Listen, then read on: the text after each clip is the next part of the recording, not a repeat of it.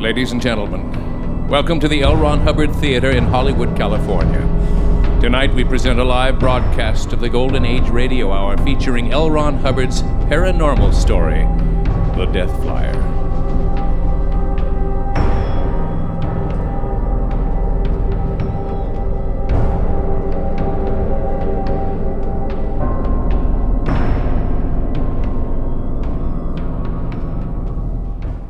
Lost, deep in the ebb and tangle, and echoing against the starless, sullen sky.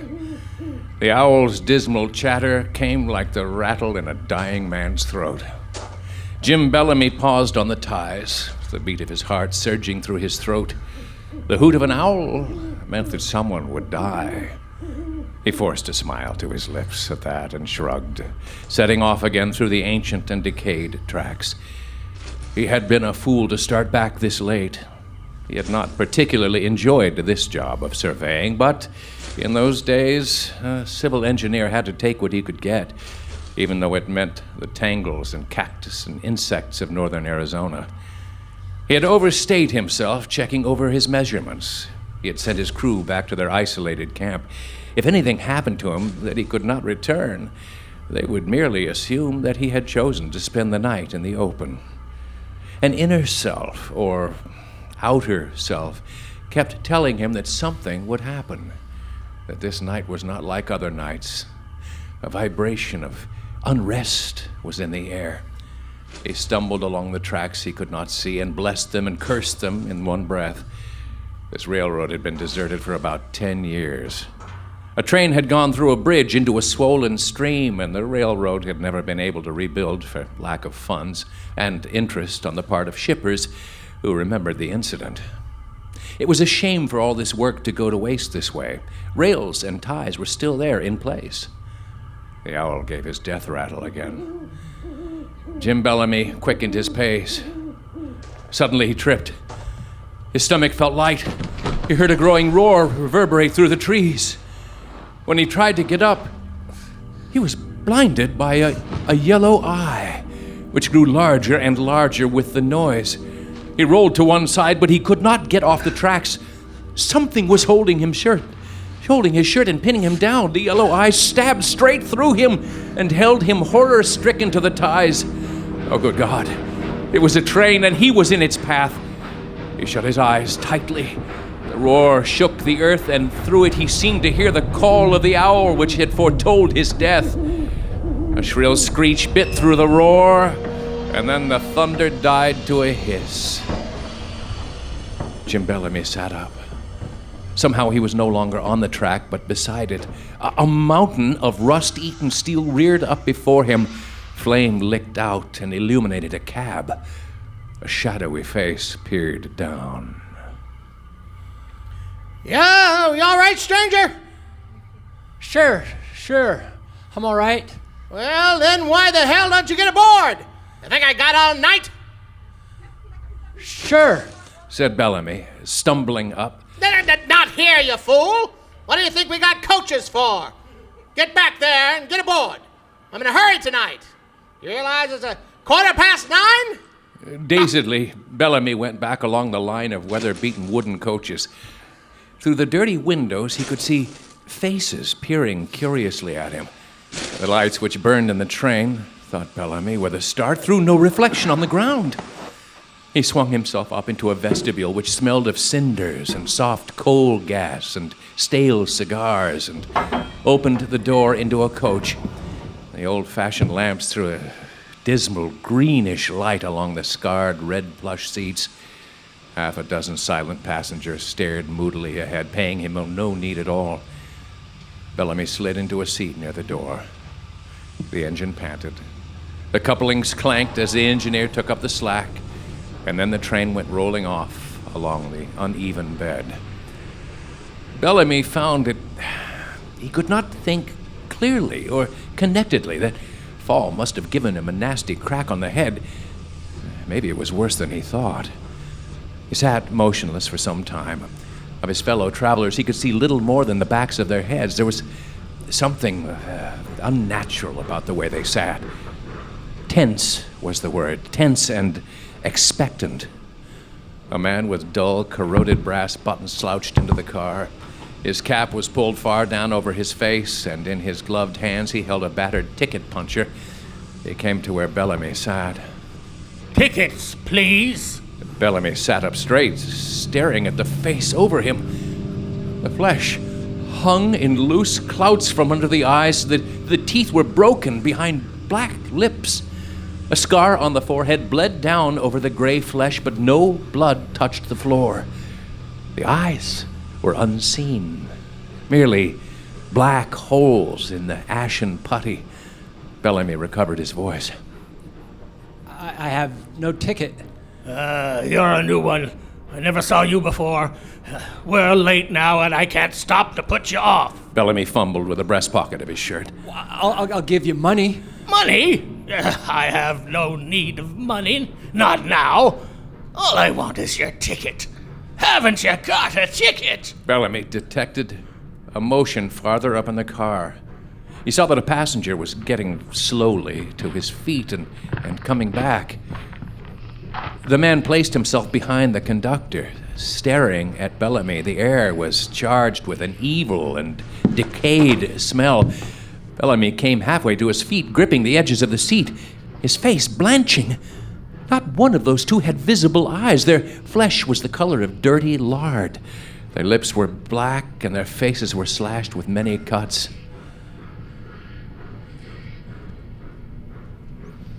The older man said, He's not one of us. Doesn't belong here. Bellamy moved closer to the window. The two hands, loose at their sides, moved slowly ahead, swaying and jolting under the influence of the train.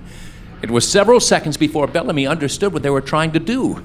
Then he realized that their unseen eyes held the threat of death.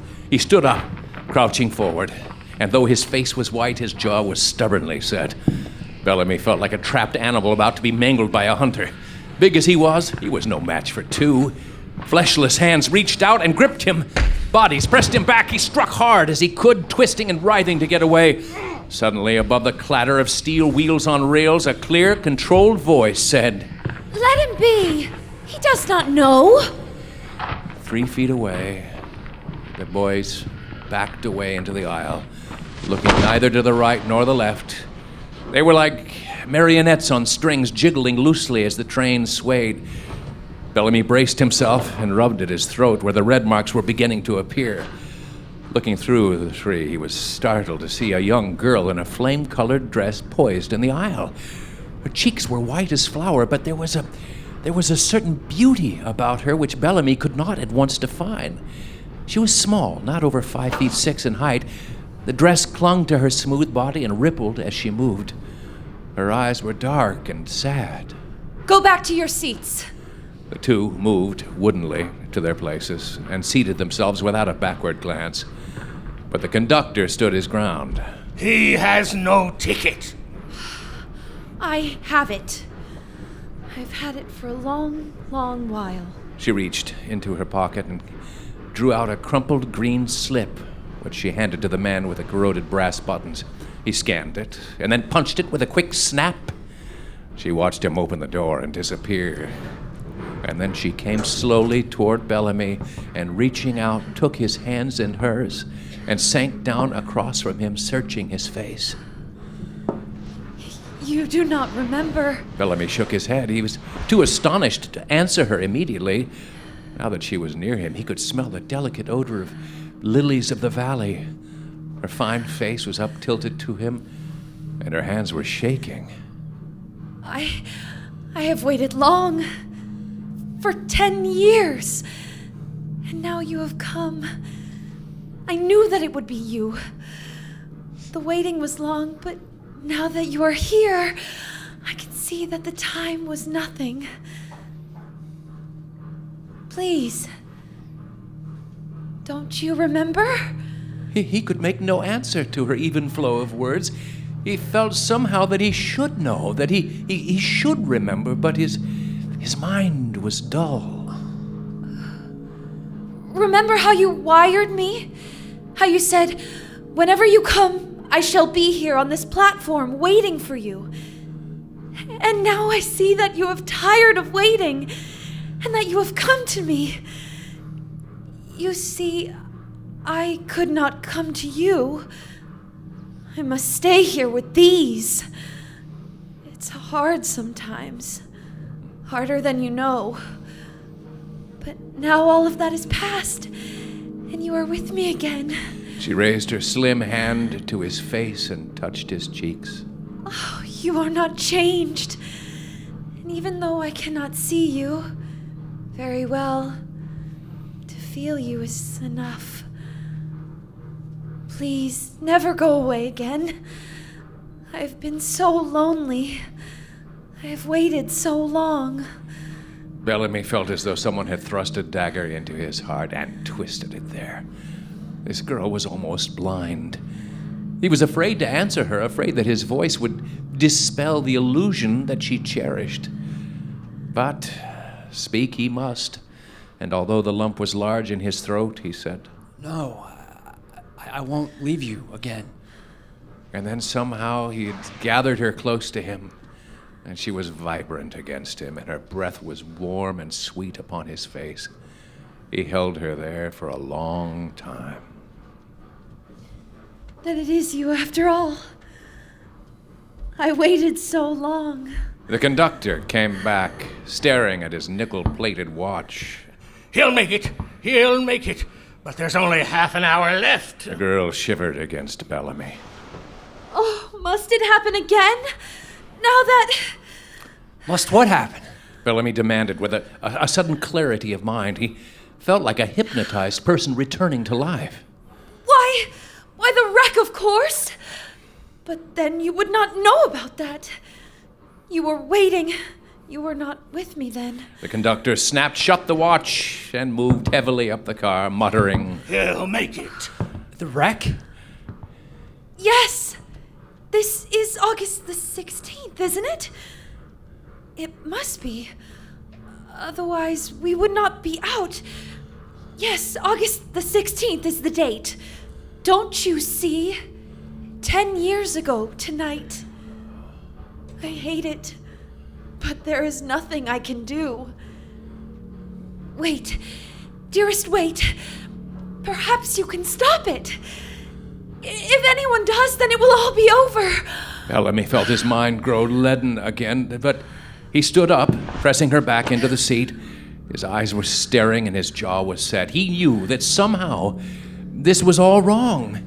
This couldn't be happening, but it was. In 10 minutes, they'll come aboard.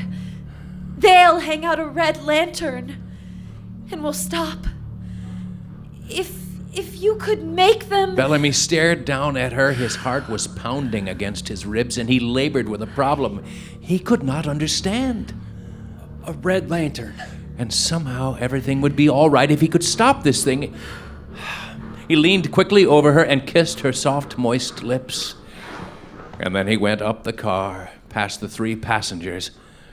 They were still leaning forward, staring with their sunken sockets and seeing nothing. Bellamy swung open the door, walked across the swinging vestibule, pushed open another door, and found himself in the baggage car. The baggage man stared at him and nodded. The baggage man's face was a black shadow, and his hands were white and thin. What's the use, mister? You can't stop them. Bellamy swung on by and went through a door. He crawled up over the coal tender and looked down on the cab. The engineer turned to stare at Bellamy, and Bellamy stared back. The engineer's face was nothing but a shadow on which was perched the billed cap of his kind. The engineer's hand was on the throttle, easing it back. You can't do anything. Look out! I gotta stop. Why don't you try? Just this once, then... That's no use, mister. I've tried it. I can't. That's a red lantern and a flag stop. I got my orders. Bellamy saw the man haul back on the brake. Steam hissed, steel wheels groaned as they slid on the rails. Bellamy saw that they were drawing up to a platform, overgrown with long weeds. The station house had gradually collapsed onto itself until only a few boards were left, a few boards and the drooping roof beam like a gallows against the sullen sky. An ancient sign creaked and banged in the wind. Once again, Bellamy heard the call of the owl and shivered. Suddenly, beside the cab, there appeared a shock of black air, tinged with gray. The man reached for the rungs and swung up into the cab, followed by two other men more ragged and dirty than he. The first one was tall and thick through the body, like a carelessly filled bag of rags. His teeth were yellow, and his eyes blazed. Pull out! I'm riding here. Ah, you can't ride here. Who says I can't? I say you can't. Not unless you've got the orders tonight. What do I care for the orders? The thick one pulled a heavy sawed-off shotgun from his coat and pointed it at the engineer. The engineer jammed the throttle ahead. The train lurched and started. The thick one was laughing, and Bellamy smelled whiskey, cheap and strong, upon the fellow's breath. It had happened so fast that he could do nothing. The engineer was reaching for his hip pocket where a wrench bulged. One of the others yelled a warning. The thick one sent a roaring blast of flame and led straight into the engineer's face. The man sank across his throttles, throwing them wider. Bellamy was sick with the cold brutality of it, but the scatter gun was empty, and he saw no other weapons. He jerked up the fireman's shovel and aimed a blow at the thick one's skull. The other two, their faces gray blots in the red flame, leaped ahead to snatch at the handle. Bellamy avoided them. Bellamy yelled with rage and twisted the shovel free. He saw Blackjack come up with a swift, lethal swing. He dodged. The two men he faced laughed and weaved drunkenly. The Blackjack landed at the base of Bellamy's neck. Bellamy stumbled. A fist jarred into his chest. He doubled up, almost out, still trying to fight them back. The big one brought down the muzzle of the scatter gun and kicked Bellamy back under the fireman's seat.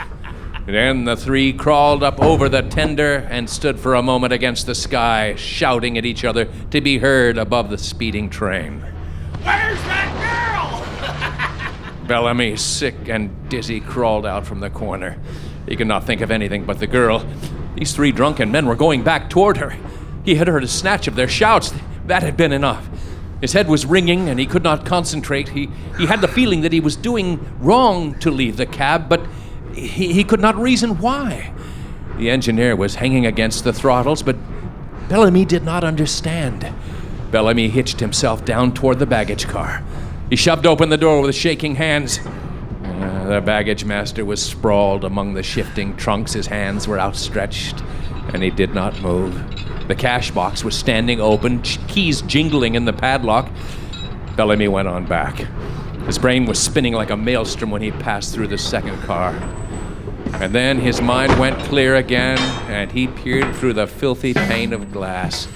How long had he been out? How much time had passed? Somehow this was important above all else. The passengers were pressed back against the wall. With his scatter gun in hand, the thick one held them at bay while his two companions went through their pockets and grips.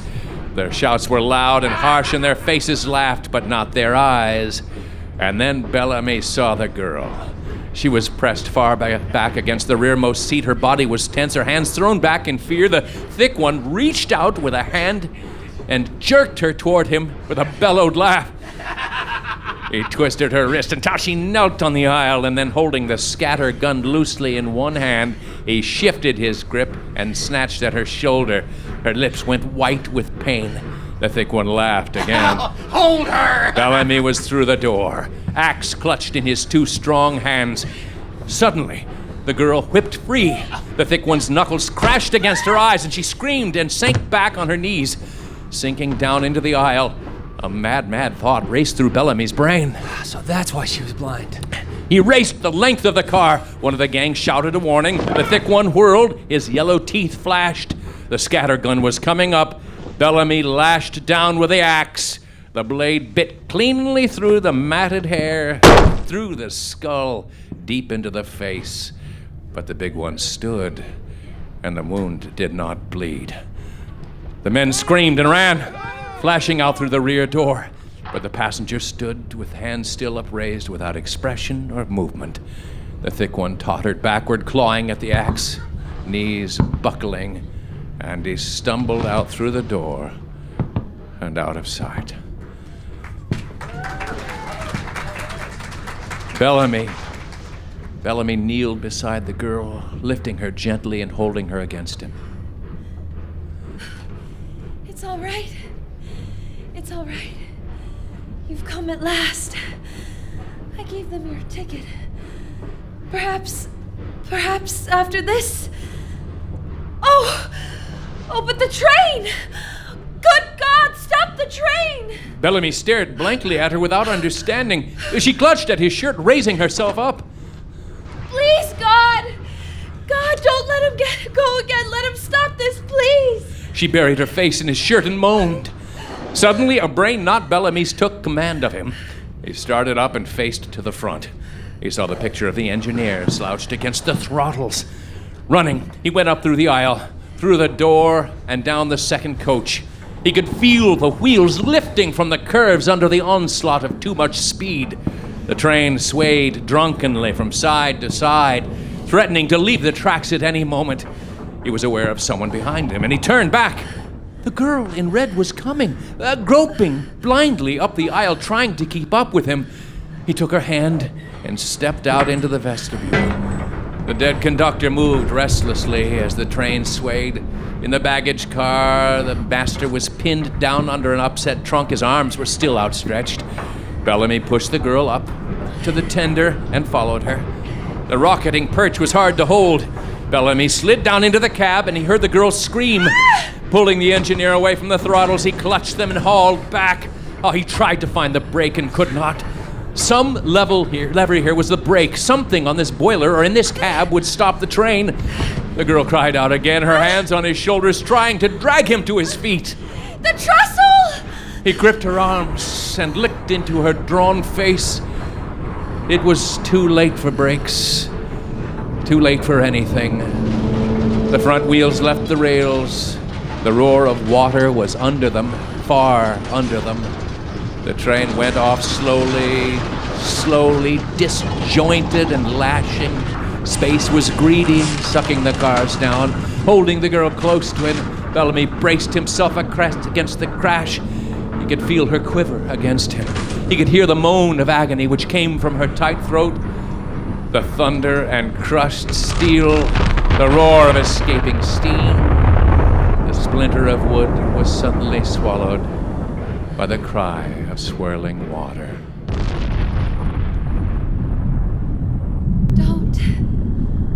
Don't go away from me.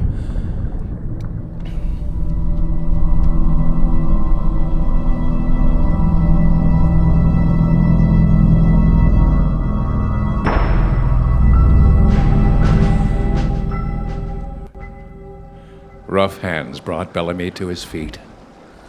Daylight blinded him, and he was aware of an ache which sent quick, lightning flashes of pain through his head when he moved. Through the swirl of faces about him, he could see a crumpled ruin against the bank from which protruded a rust-eaten set of wheels. Farther along, he could see the hulk of an old locomotive, bent and twisted and brown under the clear sun. His eyes focused on the faces, and a single thought shot a question from him. What? Where is she?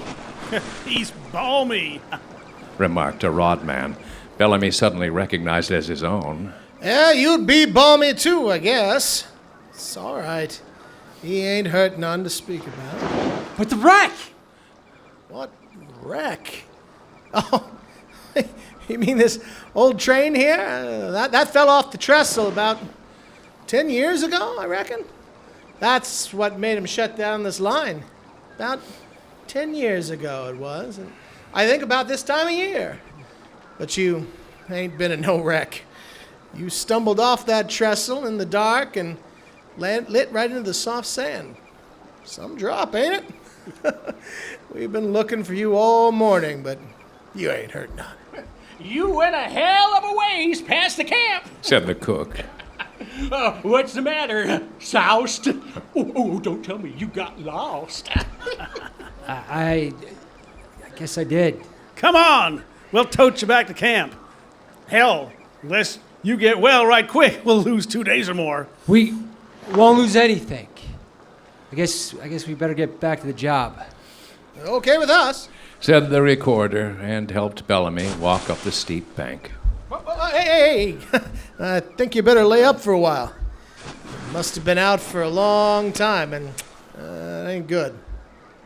Bellamy stopped at the top and looked back at the old wreck, half buried in the sand and water. It was rusty and broken and forgotten. Somehow forlorn. A voice seemed to whisper in his ear. I will be waiting on the other side.